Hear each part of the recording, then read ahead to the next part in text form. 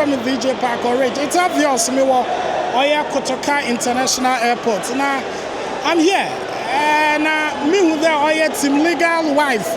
Akosia Sewana lovers and the fans who gather we have a lot of drama is unfolding at the Kotoka International Airport. Now I can tell you for a fact that Charlie, Ghanaian women are very dramatic, and I can tell you, say if they are bored, they can do anything in any form as an entertainment. Come to the airport. Now, let's say in Samaru or Wasroom. Well, I don't know if truly some of them are seeking for justice. Now, justice, and what is justice for Akosia Sewa? I leave that to you to tell me what they are looking for. But for now, I'm going to say, they're a trend, they're a rival.